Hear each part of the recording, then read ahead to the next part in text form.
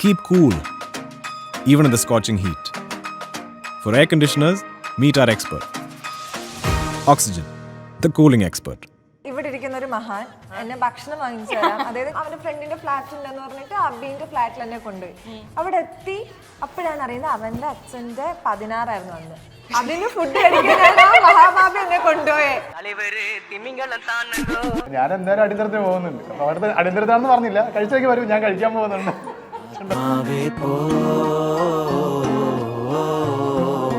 ഞാൻ ഇനി നിങ്ങൾക്ക് സന്തോഷമുള്ള കാര്യം പറയട്ടെ. ഇവൾക്ക് ഭയങ്കര ഫാൻസ് ഉണ്ട്. പക്ഷെ എല്ലാവരുടെയും വിചാരം എന്ന് പറഞ്ഞു കഴിഞ്ഞാൽ ഒരു മറ്റേ വളരെ എലിജിബിൾ ബാച്ചിലർ ആണെന്നൊക്കെ ഉള്ളതാണ്. സിംഗിൾ പെർസെന്റേജ് നിങ്ങളുടെ അത്ര ഒരു കൊച്ചുണ്ടെന്ന് പറഞ്ഞു. പക്ഷെ എങ്ങനെയാടാ ഇതിങ്ങനെ മെയിൻറ്റെയിൻ ചെയ്യുന്നത്? ഈ ബോഡി സ്ട്രക്ചർ അതൊക്കെ അതെ, ഞാൻ രാവിലെ മറ്റേ ഓവർലൈറ്റ് കഴിക്കുന്നത്. ഞാൻ എപ്പോ ഡയറ്റ് തുടങ്ങിയാലും ഞാൻ നിർത്തുന്നതാണ്. പിറ്റേ ദിവസം ഞാൻ നിർത്തുന്നതാണ്. പക്ഷെ പിന്നെ അതിന് ഡയറ്റ് എന്ന് പറയരുത് കേട്ടോ. ഇല്ല, ഞാനിങ്ങനെ ഒരിക്കലും വണ്ടടിക്കാറുണ്ട്, ഇവരെ എവിടെ നിന്നാണ് പോയി കണ്ടന്റുകളൊക്കെ ഉണ്ടാക്കിക്കൊണ്ട് വരുന്നതെന്ന്. ഞങ്ങളുടെ ലൈഫിൽ നിന്ന് ഉണ്ടാവും തന്നെ ഞങ്ങൾ മാക്സിമം എടുക്കാറ്. ഞങ്ങളുടെ ലൈഫിൽ നിന്നുണ്ടാകുന്ന അവിഹിത ബന്ധങ്ങൾ ഏഷ്യാവിലെ ഒരു എംപ്ലോയി ആയിട്ട് എടുക്കുമ്പോഴത്തേക്ക് ആദ്യം ചെയ്ത ഒരു കാര്യം എന്താ? അഭിനയിക്കാൻ അറിയാവുന്ന നോക്കുക. അല്ല, നമ്മള് ലൂസാണോ നോക്കാതെ.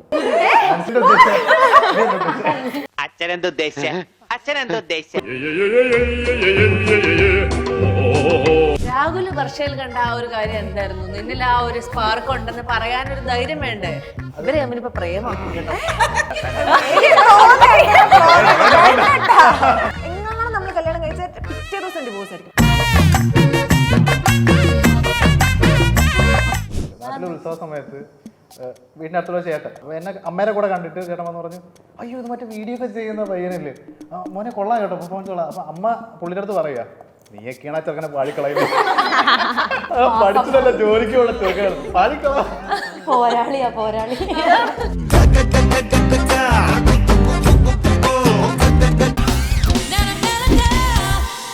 Hello everyone, welcome to the show.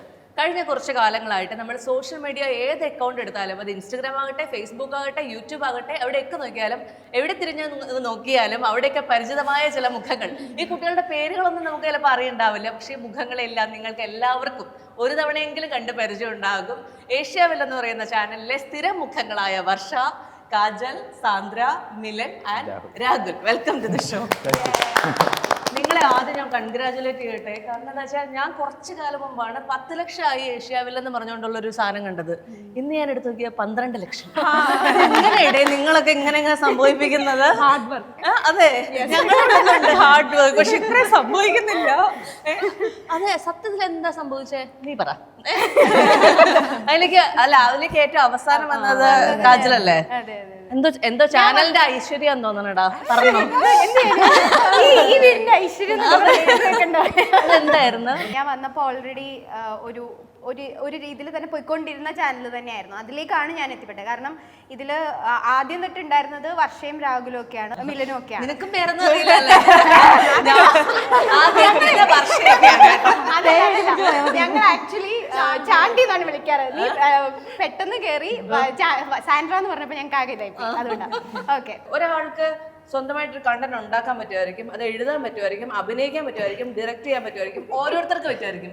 നിങ്ങൾ ഇതെല്ലാം എല്ലാവരും ചെയ്യുന്നതെന്ന് കേട്ടിട്ട് എനിക്ക് അസൂയൊക്കെ വരുന്നത്. ഇതൊക്കെ സത്യമാണോ? അതൊക്കെ നമ്മൾ പഠിപ്പിച്ചു.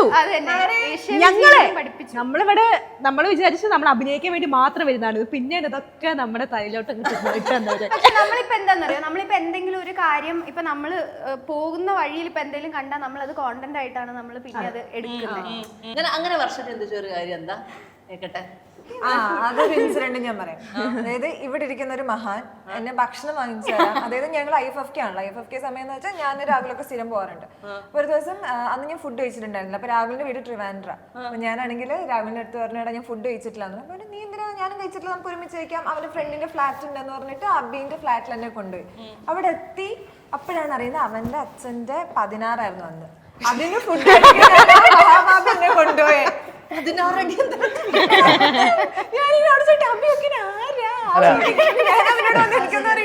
ഞാനോർത്തപ്പോ എന്തായാലും എന്റെ നാട്ടിൽ വന്നു, ഞാൻ എന്തായാലും ട്രീറ്റ് ചെയ്യണമല്ലോ അവർക്ക്. വന്നപ്പോ ഞാൻ കഴിച്ചോ അപ്പൊ കഴിച്ചില്ല എന്ന് പറഞ്ഞു. അപ്പൊ ഞാൻ എന്തായാലും അടിയന്തരത്തിന് പോകുന്നുണ്ട്. അപ്പൊ അവിടുത്തെ അടിയന്തരത്താണെന്ന് പറഞ്ഞില്ല, കഴിച്ചേക്ക് വരും, ഞാൻ കഴിക്കാൻ പോകുന്നുണ്ട്. പക്ഷെ രാഹുലിനെ സംബന്ധിച്ചാണെങ്കിൽ പല പല സ്ഥലങ്ങളിൽ പല പല കണ്ടന്റ് ക്രിയേറ്റർ ആയിട്ട് അഭിനേതാവായിട്ടൊക്കെ നിന്നിട്ടുണ്ടെങ്കിലും ആ രാശി അങ്ങ് തെളിഞ്ഞത് ഇങ്ങോട്ട് വന്നപ്പോഴാണോ? തീർച്ചയായിട്ടും. ആണോ? ഞാൻ കൂടുതലും പല ചാനലിലും വർക്ക് ചെയ്തിട്ടുണ്ടെങ്കിലും അത് ബിഹൈൻഡ് ക്യാമറയാണ് ചെയ്തിട്ടുള്ളത്. കൂടുതൽ സ്ക്രിപ്റ്റ് റൈറ്റിംഗും ഡയറക്ഷനും അങ്ങനത്തെ പരിപാടിയാണ് ചെയ്തത്. അപ്പൊ എന്നിലൊരു പണ്ടേ എനിക്ക് അറിയാം എൻ്റെ ഒരു നടനുണ്ട്. അപ്പോൾ പണ്ട് മുതൽ എൻ്റെ ആഗ്രഹം എന്ന് പറഞ്ഞാൽ എന്തെങ്കിലും സിനിമയിൽ അഭിനേതാവ് ആവണം, അല്ലെങ്കിൽ അതുപോലെ തന്നെ ഒരു ഡയറക്ടർ ആവണം. സെയിം ആക്ടിങ് പ്ലസ് ഡയറക്ഷൻ, അത് എനിക്ക് ഞാൻ തുല്യമായി ഇമ്പോർട്ടൻസ് കൊടുക്കുന്ന കാര്യങ്ങളാണ്. അപ്പം അത് ഇപ്പൊ ഈ നിലയിൽ വരെ എത്തി. സാന്ദ്ര ഇത്രയും നന്നായിട്ട് അഭിനയിക്കുന്നു സാന്ദ്രയ്ക്ക് അറിയാമായിരുന്നോ? സംശയം. അല്ല ഒരു വഴിക്ക് പോകുമ്പോ ഇരിക്കട്ടെ.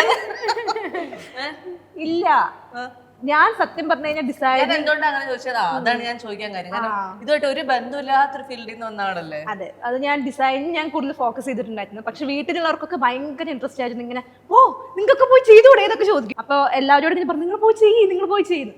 പിന്നെ ഒരു എന്താ പറയാ, ഒരു ഡിഗ്രി ഒക്കെ കഴിഞ്ഞു. പിന്നെ 2 years ഡിസൈനറായിട്ട് വർക്ക് ചെയ്തു. അപ്പൊ ഇങ്ങനെ തോന്നി എനിക്കിന്ന് ഫേമസ് ആയ കൊള്ളായിരുന്നു. അങ്ങനെ പിന്നെ ഇതിന് മുന്നേ വേറൊരു മീഡിയ ആയിരുന്നു. പിന്നെ ഇങ്ങോട്ട് വന്നു, ആണ് അങ്ങനെ സെറ്റായി. ഞാൻ ഇനി നിങ്ങൾക്ക് സന്തോഷമുള്ളൊരു കാര്യം പറയട്ടെ. ഇനി അറ്റത്തിരിക്കുന്നവൾക്ക് ചിലപ്പോൾ ഉണ്ടാവില്ല. ഇവൾക്ക് ഭയങ്കര ഫാൻസ് ഉണ്ട്. പക്ഷെ എല്ലാവരുടെയും വിചാരം എന്ന് പറഞ്ഞു കഴിഞ്ഞാൽ ഒരു മറ്റേ വളരെ എലിജിബിൾ ബാച്ചിലർ ആണെന്നൊക്കെ ഉള്ളതാണ്.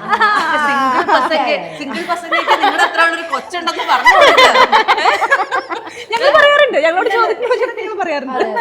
അതെ, ഞങ്ങൾക്ക് ഭയങ്കര ബഹുമാനം കൊടുക്കുന്ന ഒരു വ്യക്തിയാണ്. പ്രായം കണ്ടല്ലേ. പക്ഷെ എങ്ങനെയാടാ ഇതിങ്ങനെ മെയിൻറ്റെയിൻ ചെയ്യുന്നത്? ഈ ബോഡി സ്ട്രക്ചർ അതൊക്കെ ചെയ്യാറില്ല. അതെ, ഞാൻ രാവിലെ മറ്റേ ഓവർനൈറ്റ് ഓട്സ് ഒക്കെയാണ് കഴിക്കുന്നത്. പിന്നെ വന്നിട്ട് മധുരമുള്ള ചായ ഞാൻ സത്യസന്ധമായിട്ട് ഞാൻ എപ്പോ ഡയറ്റ് തുടങ്ങിയാലും ഞാൻ നിർത്തുന്നതാണ്. പിറ്റേ ദിവസം ഞാൻ നിർത്തുന്നതാണ്. പക്ഷെ പിന്നെ അതിന് ഡയറ്റ് എന്ന് പറയരുത് കേട്ടോ. ഇല്ലില്ല. പക്ഷെ ഇപ്പൊ എന്താന്ന് വെച്ച് കഴിഞ്ഞാല് ഇപ്പൊ എനിക്കൊരു ബോധ്യമുണ്ട്, ഞാൻ സ്ക്രീനിൽ വരുന്ന ആളാണ് എന്നെനിക്ക് ബോധ്യമുള്ളതുകൊണ്ട് ഞാനിപ്പോ ഒരു 2 ആഴ്ചയായിട്ട് ഷുഗർ കട്ടാണ്. അത് ഞാൻ നാളെ കട്ട് ചെയ്യും. ഇല്ല, ഷുഗർ കട്ട് എന്ന് പറഞ്ഞാൽ ചായയിൽ മാത്രം ഇടില്ല, ബാക്കിയെല്ലാം കഴിക്കും. ഷുഗർ കട്ടോ. ഞാൻ വളരെ ആത്മാർത്ഥമായിട്ട് ഞാൻ ഇങ്ങനെ ഒരിക്കലും വണ്ടടിക്കാറുണ്ട്, ഇവരെവിടെ നിന്നാണോ ഈ കണ്ടന്റുകളൊക്കെ ഉണ്ടാക്കിക്കൊണ്ട് വരുന്നതെന്ന്. സത്യമായിട്ട് നിങ്ങൾക്ക് എല്ലാവർക്കും ആ കഴിവുണ്ടോ?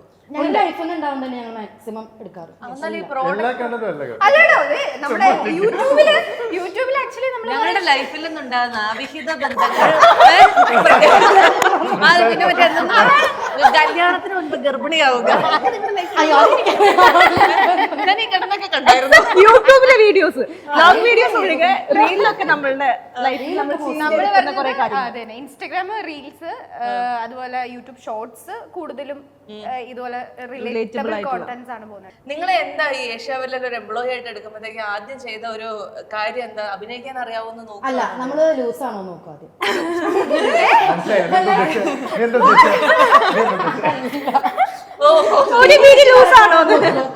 എന്നെ എങ്ങനെയാട്ടോ നോക്കിയത് ഫസ്റ്റ്? അതെ, എന്ത് അപ്പൊ തന്നെ ഫുൾ മാർക്ക് അല്ലേ?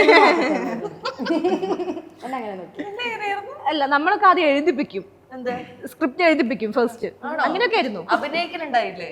അഭിനയം ഞാൻ പിന്നെ ഇതിന് മുന്നേ വേറൊരു മീഡിയയിലാണ് വർക്ക് ചെയ്തിട്ടുണ്ടായിരുന്നു. അപ്പൊ അവര് അതൊക്കെ വീഡിയോസ് ഒക്കെ കണ്ടിട്ടുണ്ടെന്ന് പറഞ്ഞു. ഞാൻ അറിയാം, അത് ഞാൻ പണ്ടേ അഭിനേത്രിയാണെന്ന് അല്ലേ? വർഷ എങ്ങനെയിലേക്ക് വന്നത്? ഞാൻ അതിനു മുമ്പ് ആങ്കറായിട്ടാണ് വർക്ക് ചെയ്തത്. ഫ്രീലാൻസ് ആങ്കറിങ്, പ്രസന്റേഷൻ അങ്ങനെ വർക്ക് ചെയ്തത്. അപ്പൊ എനിക്ക് ആ സമയം ഏഷ്യാവിൽ എന്ന് പറയുന്നത് അവിടെ ജോയിൻ ചെയ്യണമെന്ന് ഭയങ്കര ആഗ്രഹമായിരുന്നു. അപ്പൊ അവിടുത്തെ പോസ്റ്റർ ഉണ്ട്, അങ്ങനെ അപ്ലൈ ചെയ്തു. കോൺക്രീഷൻ ആൾക്കാരെ വേണം എന്ന് പറഞ്ഞിട്ടുള്ള പോസ്റ്റർ ഉണ്ട്, അപ്ലൈ ചെയ്തു. വന്നിട്ട് എൻ്റെ അടുത്ത് അഭിനയിക്കാൻ പറഞ്ഞു. ഞാൻ അഭിനയിച്ചു, പക്ഷെ അവർ ആർക്കും അത് വർക്കായിട്ടില്ല. പിന്നെ ഇവിടെ വന്നിട്ടാണ് ഞാൻ മോൾഡഡ് ആവണത്. ഞാൻ ശരിക്കും രാഹുലും ബിസ്വാസാണ് ആ സമയത്ത് ഉണ്ടായിരുന്നത്. ഇവർ രണ്ടുപേരും കൂടാണ് എന്നെ മോൾഡ് ചെയ്തത്. അതിൽ വലിയൊരു പങ്ക് രാഹുലിനാണ്. പറയാൻ ഇഷ്ടമല്ലെങ്കിൽ പക്ഷെ അഭിനയിക്കാന്നൊക്കെ പറയണത് നമുക്ക് ഇൻബോൺ ആയിട്ട് ഉണ്ടാവേണ്ട ഒരു ടാലന്റ് അല്ലേ? ആ സാധനം ഉണ്ടെന്നപ്പോ അങ്ങനെയാണ് മനസ്സിലാവുന്നത്. ഈ മോൾഡ് ആവുക എന്ന് പറഞ്ഞു കഴിഞ്ഞാലും ശരിക്കും പറഞ്ഞാൽ കൺഫ്യൂസ്ഡ് ആയിട്ടുള്ളൊരു കൺഫ്യൂസ്ഡ് ആയിരുന്നു. ഇത് തന്നെ കണ്ടിന്യൂ ചെയ്യണോ വേറെ എവിടെയെങ്കിലും വേറെ എന്തെങ്കിലും ഓപ്ഷൻ. കാരണം ഞാൻ ആങ്കറിംഗ് ആണ്, കുറച്ചുകൂടെ എനിക്ക് ഫ്രീ ആണ്, എനിക്ക് ആങ്കറിംഗ് ചെയ്യാനാണ് കുറച്ചുകൂടെ എളുപ്പം. അപ്പൊ അങ്ങടേക്ക് പോകണം എന്നുള്ള കൺഫ്യൂഷൻ നിൽക്കുമ്പോൾ രാഹുലാണ് പറഞ്ഞത് ദ സംതിങ് ഇൻ യു, നീ അത് കളയരുത്, നീ വർക്ക് ചെയ്യണം എന്ന് പറഞ്ഞു. കേട്ടോ എനിക്ക് ഞങ്ങൾ പാത്രം കഴിക്കൊണ്ട് എനിക്ക് ആ വിഷ്വൽ ഉൾപ്പെടെ ഭക്ഷണം കഴിച്ചിട്ട് നമ്മള് കൈ കഴിക്കൊണ്ടിരുന്ന സമയത്താണ് ഇവൻ പറഞ്ഞത്. അപ്പൊ അന്നേരമാണ് ഞാൻ ഓക്കെ ശ്രമിച്ചു നോക്കാന്ന് പറഞ്ഞിട്ട് ഞാൻ അങ്ങനെ ഒരു കണ്ടന്റ് ചെയ്ത സമയത്ത് ഒരു 2-3 മാസത്തിൽ ഒരു കണ്ടന്റ് ചെയ്ത സമയത്ത് ഫേസ്ബുക്കിൽ യൂട്യൂബിൽ അപ്ലോഡ് ചെയ്ത സമയത്ത് കുറെ കമന്റ്സ് വന്നു നല്ല ആക്ടിങ് ആണ് എന്ന് പറഞ്ഞു. അപ്പൊ പിന്നെ ഓക്കെ നല്ലതാണെന്ന് ആൾക്കാർ പറയുമ്പോൾ ഒരു സന്തോഷം. രാഹുലിനെ ആദ്യമായിട്ട് ആൾക്കാർ ഏറ്റവും അധികം റെക്കഗ്നൈസ് ചെയ്ത കണ്ടന്റ് ഏതായിരുന്നു? ഫസ്റ്റ് എനിക്ക് തോന്നുന്നു മൈൽ സ്റ്റോൺ ആയ വീഡിയോ ഞങ്ങളൊരു വൺ നൈറ്റ് വിത്ത് മീ എന്ന് പറഞ്ഞിട്ടൊരു വീഡിയോ ചെയ്തിട്ടുണ്ടായിരുന്നു. അതാണ് ഫസ്റ്റ് ഞങ്ങൾ വന്നത്. ഞാനും വർഷം ജോയിൻ ചെയ്തതിനു ശേഷം ഫസ്റ്റ് റീച്ച് കൂടി കിട്ടിയത്. അതിന്റെ ഒരു വൺ ലൈൻ എന്തായിരിക്കും? തീർച്ചയായിട്ടും അവഹിതമാണ്. കാജല, പക്ഷെ ഞാൻ നിന്നോട് ചോദിക്കട്ടെ, നീ വേറെ സ്ഥലത്ത് വളരെ വളരെ നല്ല സാലറിയിൽ വളരെ വളരെ കംഫർട്ടബിൾ ആയി സ്റ്റേബിൾ ആയി ജോലി ചെയ്തുകൊണ്ടിരുന്ന ഒരാളാണ്. അവിടെ നിന്ന് ഇതെല്ലാം വേണ്ടെന്ന് വെച്ച് നമ്മൾ ഇതിലേക്ക് ഇറങ്ങാൻ നിനക്ക് തന്ന മോട്ടിവേഷൻ എന്തായിരുന്നു? ആക്ടിങ് ആണ്, അഭിനയിക്കാന്നുള്ളത് ഭയങ്കര ആഗ്രഹമാണ്. അപ്പൊ ഇത് ഏഷ്യാവില് ഞാൻ ആക്ച്വലി കുറെ നാളായിട്ട് ഈ പറഞ്ഞ മാതിരി കുറെ നാളായിട്ട് ഫോളോ ചെയ്തുകൊണ്ടിരുന്ന ഒരു ചാനലാണ്. അതിൽ ഞാൻ ഇതിനു മുമ്പും ഞാൻ ചോദിച്ചിട്ടുണ്ട് ഓപ്ഷൻ ഉണ്ടോ എന്നുള്ളത്. അന്ന് ഉണ്ടായിരുന്നില്ല. എന്റെ എന്തോ ഭാഗ്യത്തിനാണ് മിലൻ പോയ ഒഴിവിലാണ് ആ ഒഴിവിലാണ് ഞാൻ വന്ന് കയറുന്നത്. അപ്പൊ വീണ്ടും മിലൻ വന്നപ്പോ ആരെയാ പുറത്താക്കിയേ? ഇല്ല, അത് ഇവള് പോയ ഗ്യാപ്പിൽ ഞാൻ ഒരു മാസം ഞാൻ പോയില്ല, അപ്പൊ ഇവളൊന്നു. നിലവിൽ ആരെയാ പറഞ്ഞു വിട്ടേക്കണം? ഇപ്പൊ ആരും നിലവിലോട്ട് ഇല്ല, പക്ഷെ ഇടയ്ക്കിടയ്ക്ക് വരും. നിലവിലോട് ഇല്ലേ? ഇല്ല, പക്ഷെ കുറച്ച് ദിവസമായിട്ട് മാറുന്നു, പക്ഷെ ഇടയ്ക്കിടയ്ക്ക് വരും. ആഴ്ചയിലും മാസത്തിലും കോണ്ടന്റ് വരും. ഇപ്പൊ എനിക്ക് മനസ്സിലായി. ആദ്യം ചോദിച്ച ചോദ്യം മറ്റേ ലൂസ് ആണോ എന്ന് ചോദിച്ചിട്ടാന്ന് കേൾക്കുന്നത് മാത്രല്ലേ. വർഷേനെ ഇവിടെ പിടിച്ചു നിർത്താൻ സഹായിക്കുന്ന ഒരു കാര്യം എന്താണ്? എനിക്ക് തോന്നുന്നു നമുക്ക് പുതിയത് ട്രൈ ഔട്ട് ചെയ്യാനുള്ള ഒരു സ്പേസ് ഉണ്ട് ഇവിടെ. ഒന്നാമത്തെ സാധനം ഫ്രണ്ട്ഷിപ്പ് ആണ് കേട്ടോ, ഭയങ്കര കംഫർട്ടബിൾ ആണ് ഇവിടെ എന്ന് വെച്ചാൽ.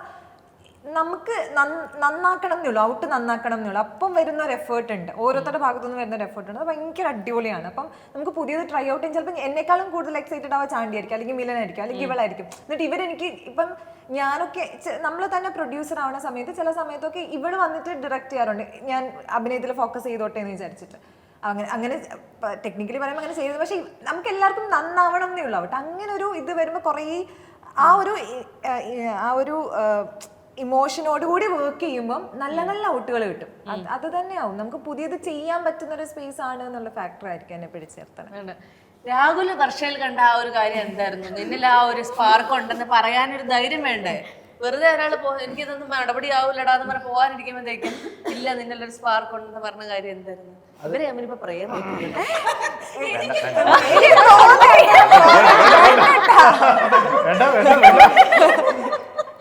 അങ്ങനെ എന്തായാലും നമ്മുടെ തമ്മിൽ ഇല്ല കേട്ടോ.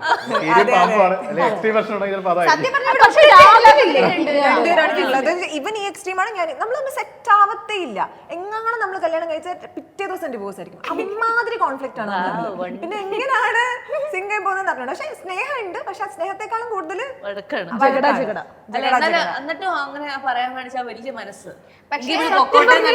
രാഹുൽ എല്ലാവരും ഭയങ്കരമായിട്ട് മോട്ടിവേറ്റ് ചെയ്യും. ഭയങ്കര നല്ലൊരു കുട്ടിയാണ് അവൻ. കേൾക്കണ്ട. പക്ഷെ സത്യമായിട്ടല്ലേ ആണുങ്ങൾക്ക് ഈ ഫീൽഡിൽ പിടിച്ചൊക്കെ ഭയങ്കര പാടായിരിക്കും. പെൺകുട്ടികളെ പിന്നെയും ഭയങ്കര പെട്ടെന്ന് ആൾക്കാരൊക്കെ അങ്ങ് സ്വീകരിക്കും, ഭയങ്കര എളുപ്പമാണ്.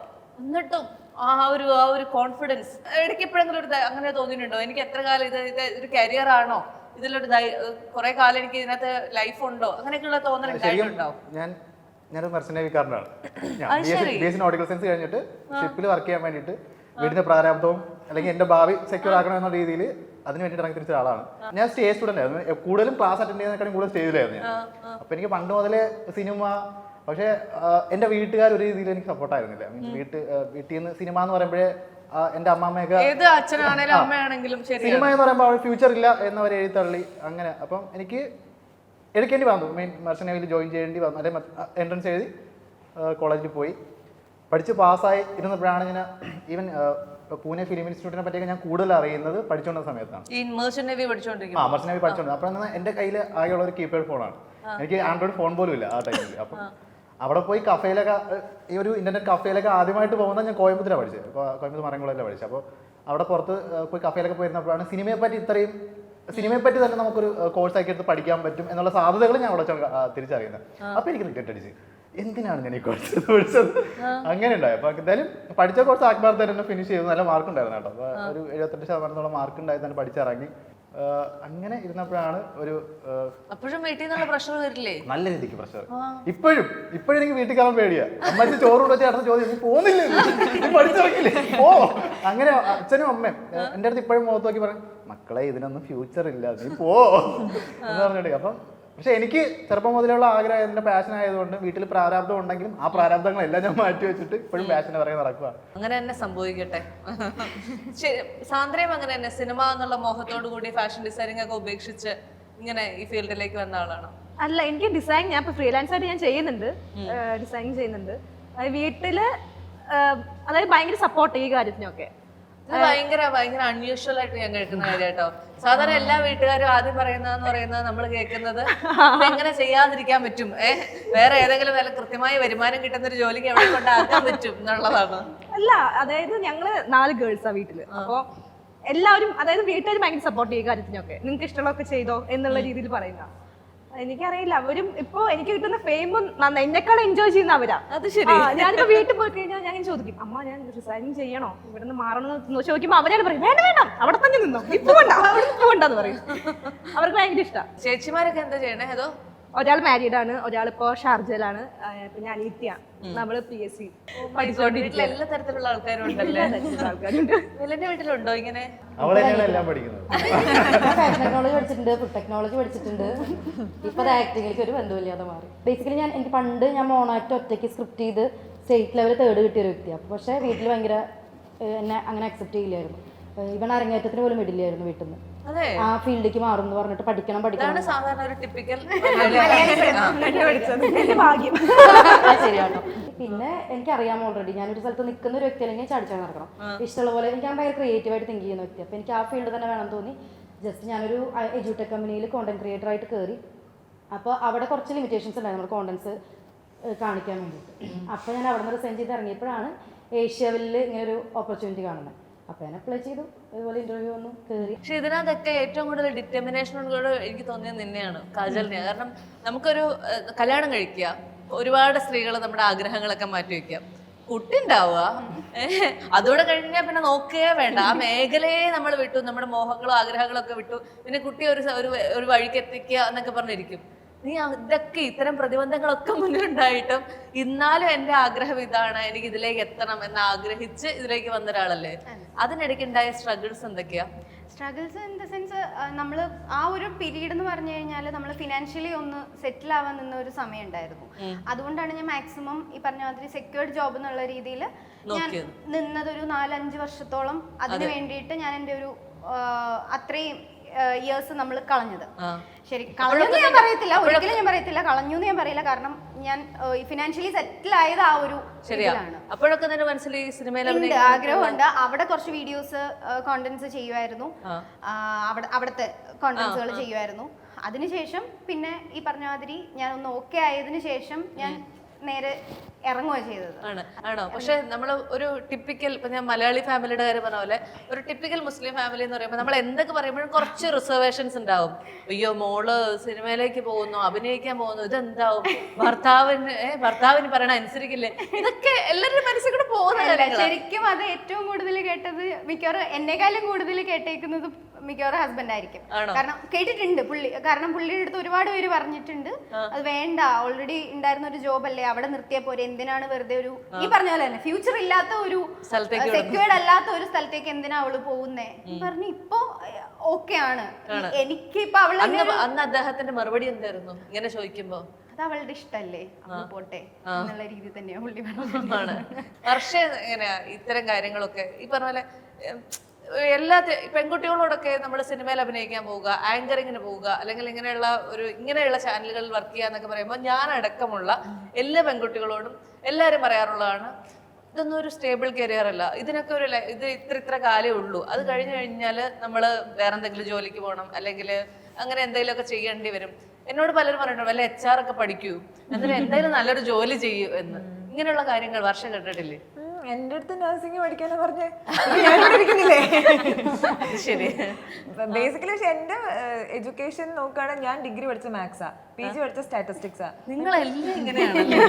അതാ ഞാൻ പറഞ്ഞത്, ഇതാണ് ക്വാളിഫിക്കേഷൻ. ഒരു ബന്ധമില്ലാണ്ട് ഇവിടെ വന്നിരിക്കുന്നത്. അപ്പൊ ഒബ്വിയസ്ലി വീട്ടുകാരുടെ ഭാഗത്തുനിന്ന് നിൽക്കുമ്പോൾ ഒരു പെൺകുട്ടിയാണ്, സ്റ്റേബിൾ ആവണം, സെക്യൂർഡ് ആവണം. അത് പക്ഷെ ആ കാര്യത്തിൽ ഞങ്ങൾക്കൊക്കെ വീട്ടുകാർക്ക് ഭയങ്കര വാശിയാണ്, ഇൻഡിപെൻഡന്റ് ആവണം എന്നുള്ളത്. അതുകൊണ്ടാണ് അവർ നിർബന്ധിക്കണേ. പക്ഷെ ഇപ്പം ലാസ്റ്റ് ഞാൻ വീട്ടിലൊക്കെ പോയ സമയത്ത് എൻ്റെ അടുത്ത് പറഞ്ഞു, കുഴപ്പമില്ല, നീ ഇത് ചെയ്യ്, ഇതിൽ തന്നെ നീ നോക്കൂ, നിനക്ക് സ്റ്റേബിൾ ആകാൻ പറ്റുന്ന വഴികൾ നീ കണ്ടുപിടിക്കൂ, സ്റ്റേബിൾ ആവുക, ഇൻഡിപെൻഡന്റ് ആവുക, വേറെ ആളെ ഡിപ്പെൻഡ് ചെയ്യാണ്ടിരിക്കുക. അത് തന്നെയാണ് കോറായിട്ട് എപ്പോഴും വീട്ടിൽ. പിന്നെ കുറച്ച് പേർക്കൊക്കെ നീരസമുണ്ട്, റിലേറ്റീവ്സിനൊക്കെ. അപ്പൊ എനിക്ക് ചില സമയത്തൊക്കെ ഇങ്ങനെ അവരുടെ മുമ്പിൽ ചെന്നാലും കാണുമ്പോൾ എനിക്ക് പേടിയാ, അയ്യോ തിരിച്ചറിയില്ല, കാരണം ചിലപ്പോ അതൊരു ചിലപ്പോ ഒരു കോൺഫ്ലിക്റ്റ് ആവും ചിലപ്പോ. പക്ഷെ അങ്ങനെയൊന്നും ഉണ്ടായിട്ടില്ല. അവരിങ്ങനെ അവർക്കും ഇപ്പൊ സന്തോഷമാണ്, അങ്ങനെ തിരിച്ചറിയപ്പെടുമ്പോ അവർക്കൊരു സന്തോഷം. അത്രയും നാൾ അവർക്ക് ഇതാണെങ്കിൽ തിരിച്ചറിയപ്പെടുമ്പോ അവർക്ക് ഇനി പറയാലോ, അങ്ങനൊക്കെ. എന്റെ നാട്ടിലൊരു സംഭവം നടന്നിട്ടുണ്ട്. നാട്ടിലെ ഉത്സവ സമയത്ത് വീടിൻ്റെ അടുത്തുള്ള ചേട്ടൻ, അത് വലിയ അമ്മയ്ക്ക് പരിചയമുള്ള ആളാട്ടോ. അപ്പോൾ എന്നെ അമ്മേരെ കൂടെ കണ്ടിട്ട് ചേട്ടൻ വന്ന് പറഞ്ഞു, അയ്യോ ഇത് മറ്റേ വീഡിയോ ഒക്കെ ചെയ്യുന്ന പയ്യനല്ലേ, മോനെ കൊള്ളാം കേട്ടോ, പെർഫോമൻസ് കൊള്ളാം. അപ്പം അമ്മ പുള്ളിയുടെ അടുത്ത് പറയുക, നീയൊക്കെയാണ് ആ ചെറുക്കനെ പാടിക്കളയുന്നത്, പഠിച്ചിട്ടല്ല ജോലിക്ക് ഇവിടെ ചെറുക്കാണ് പാടിക്കളാം. പോരാളി. പക്ഷേ എപ്പോഴെങ്കിലുമൊക്കെ ഇത്ര എല്ലാ ദിവസവും പുതിയ പുതിയ കണ്ടന്റുകൾ ചെയ്യുന്നു, അത് ചെറിയ വീഡിയോ, വലിയ വീഡിയോ, ലെങ്തി വീഡിയോ, ഇങ്ങനെയൊക്കെ പലയിടത്തില് നിങ്ങൾക്ക് ആർക്കെങ്കിലും എപ്പോഴെങ്കിലും ഇതൊരു ഭയങ്കര സ്ട്രെസ്ഫുൾ ആക്ടിവിറ്റി ആയിട്ട് തോന്നിയിട്ടുണ്ടോ? സത്യസന്ധമായിട്ട് ആണെന്ന് വെച്ചാൽ ശരിക്കും ഭയങ്കര കോമ്പറ്റീഷൻ ആണ്. കാരണം നമ്മളെ പോലെ ഒരുപാട് ക്രിയേറ്റേഴ്സ് ഉണ്ട്, നമ്മൾ ഗ്രൂപ്പായിട്ട് നിൽക്കുന്നത് കൊണ്ട് അതിന്റെ ഒരു നിറവുണ്ട്. പക്ഷെ കോമ്പറ്റീഷൻ ആണ്. അപ്പൊ പുതിയ കണ്ടന്റ് കൊണ്ടുവരിക എന്ന് പറയുന്നത് കുറച്ച് അത്ര ഈസി ആയ കാര്യമല്ല, ചടങ്ങ് തന്നെയാണ്. നമ്മൾ പറയില്ലേ, ഈ ക്രിയേറ്റീവ് ആയിട്ടുള്ള ആൾക്കാർക്ക് കറക്റ്റ് സമയത്ത് ഓഫീസിൽ വരിക, ജോലി എടുക്കുക, ഈ വേദന നിങ്ങൾ ആരെങ്കിലും അനുഭവിക്കുന്നുണ്ടോ? ബാത്റൂമിൽ ആളുണ്ടായിരുന്നു, കുളിക്കാൻ പറ്റിയില്ല, അത് കാരണം ലേറ്റ് ആയി. അറ്റ്ലീസ്റ്റ് എക്സ്ക്യൂസസ് എങ്കിലും പുതിയത് കണ്ടുപിടിച്ച് പറഞ്ഞൂടെ? എന്ന് ബാത്റൂമിൽ ആളുണ്ടോ? ബാത്റൂമിൽ ആളുണ്ട്, കുളിക്കാൻ പറ്റി. 9 മണിക്ക് ഇറങ്ങില്ല. കൂടെ താമസിക്കുന്ന ഗൗതം നമ്മുടെ ഓഫീസിൽ തന്നെ വർക്ക് ചെയ്യുന്ന ആളെത്തും. അവരെ പറയും ഈ ഓഫീസിലുള്ള ഗൗതമാണ് അവിടെ കുളിക്കുന്നതെന്നാണ് മറ്റേ വേറെ സംഭവം ഉണ്ട്. അതായത് ഇവരെല്ലാം ഓഫീസ് ടൈം കഴിഞ്ഞിട്ട് വീട്ടിൽ പോയി റെസ്റ്റ് എടുക്കുന്നു, തുണി അലക്കുന്നു, കിടന്നിറങ്ങുന്നു, അങ്ങനെയുണ്ട്. ഞാൻ പക്ഷെ ഓഫീസ് ടൈം കഴിഞ്ഞിട്ട് പാർട്ട് ടൈം ആയിട്ട് ഡെലിവറി ഓടാൻ പോകുന്നുണ്ട്. അപ്പൊ 11 മണിക്ക് തിരിച്ചു കയറി പിന്നെ തുണി ഇലാക്കി കിടക്കാൻ വന്നിട്ട് 2 മണിയാവും. പിന്നെ രാവിലെ 7 മണിക്ക് ജിമ്മിൽ പോകും. ജിമ്മിൽ തിരിച്ചു വന്നിട്ട് കുളിച്ചിറങ്ങി ഞാൻ കയറി ഫ്രഷ് ആയിട്ട് അങ്ങനെ ഒരു 10 മിനിറ്റ് ലേറ്റ് ആയി പോകും. അതൊക്കെ സാധാരണ. പക്ഷെ അങ്ങനെയുള്ള പ്രശ്നം നിങ്ങൾക്ക് ആർക്കും ഉണ്ടായിട്ടില്ലേ? പൊതുവെ നമ്മൾ പറയില്ലേ, ഭയങ്കര ക്രിയേറ്റീവ് ആയിട്ടിരിക്കുമ്പോഴത്തേക്കും കറക്റ്റ് സമയത്ത് ഓഫീസിൽ എത്താന്നൊക്കെ പറയണ നടപടി ആവണ കേസല്ല സാറേ. എനിക്ക് ഏറ്റവും ഇഷ്ടം, ഞാൻ രാവിലെ ഞാൻ ഇടയ്ക്ക് പറയാറുണ്ട്, ഞാൻ ലീവ് എടുക്കാൻ ഇഷ്ടപ്പെടാത്ത ഒരാളാണ് സത്യം കേട്ടോ. കാരണം എനിക്ക് ഭയങ്കര ഇഷ്ടമാണ് ഇവിടെ വരുന്നത്, എനിക്ക് ഇവരുടെ കൂടെ ഇരിക്കുന്നത് എനിക്ക് ഭയങ്കര ഇഷ്ടമാണ്. അതുകൊണ്ട് ഞാനും എനിക്ക് തോന്നുന്നു ഞാനും ചാണ്ടിയാണ് ഓഫീസിൽ ഏറ്റവും ആദ്യം വരുന്ന അല്ല, ഇവളുടെ ഇന്നൊക്കെ, അതായത് നമുക്ക് ഇന്നിടണം ഓഫീസിൽ വരുമ്പോ. ഇവളുടെ ഇന്നിട്ടടിക്ക് ഞാൻ എണീക്കണം 9:30 ഓഫീസിൽ. ഇനിയത്തെ ഒരു വലിയ മോഹം എന്താണ്? നിങ്ങൾ എല്ലാവരും ഏഷ്യാവലിൽ നിൽക്കുമ്പോൾ ഏഷ്യാവലിന്റെ അടുത്ത ഒരു മോഹം എന്ന് ചോദിച്ചാൽ നിങ്ങളുടെയൊക്കെ മോഹമായിരിക്കുമല്ലോ, അതെന്താണ്? ഏഷ്യാവിന്റെ മോഹണം നമ്മളെ മോഹം. എനിക്ക് പിന്നെ നിങ്ങളുടെ മോഹം സിനിമയിൽ അഭിനയിക്കണം എന്നുള്ള എനിക്കറിയാം, അതല്ലാതെ അതന്നെ ആവും. അത് എല്ലാവർക്കും കോമൺ ആയിട്ട് ഒരു ആഗ്രഹം ഉണ്ടെങ്കിൽ ഇപ്പൊ നല്ല നല്ല ക്യാരക്ടേഴ്സ് ചെയ്യാ, നന്നായിട്ട് പോർട്രേ ചെയ്യാൻ പറ്റുക സിനിമ, അത് തന്നെ ആവും എല്ലാവരുടെയും. എനിക്ക് തോന്നുന്നു കോമൺ ഇൻട്രസ്റ്റ് വെച്ചാൽ തന്നെ പറയും. എന്റെ ആഗ്രഹം ഇറങ്ങുന്നതിന് മുമ്പ് ഏഷ്യാവിൽ എല്ലാ പ്ലാറ്റ്ഫോമിലും 1 മില്യൺ ക്രോസ് ചെയ്യാനുള്ള ആഗ്രഹം. ഒരു എംപ്ലോയി ഇങ്ങനെയൊക്കെ ചിന്തിക്കണ കാണുമ്പോൾ മറ്റൊരു എംപ്ലോയർ എന്നുള്ള നിലയിൽ എനിക്ക് ഇതുപോലത്തെ നല്ല നല്ല എംപ്ലോയീസിനെ ശരിക്കും നേരത്തെ ചോദിച്ച പോലെ പലയിടത്തു നിന്ന് ഓഫേഴ്സ് വരാറുണ്ട്, നല്ല സാലറി. എന്നിട്ട് അങ്ങോട്ട് ഒരുപാട് ടീമായിട്ട് വരൂ എന്ന് പറയാൻ എന്നെ വിളിച്ച ആൾക്കാരുണ്ട്. സംസാരിക്കും, ടീമായിട്ട് വരും, വലിയ പാക്കേജ് തരാം, വരും എന്നുള്ളത് വിളിച്ച ആൾക്കാരുണ്ട്. പക്ഷെ അങ്ങനെ ഏഷ്യാവിൽ കിട്ടുന്ന ഒരു ഫ്രീഡം അവിടെ കിട്ടുമോ എന്നുള്ള ഡൗട്ടാണ്. അപ്പൊ അതുകൊണ്ട് വിട്ടുപോകാനൊരു ബുദ്ധിമുട്ട് അല്ലേ?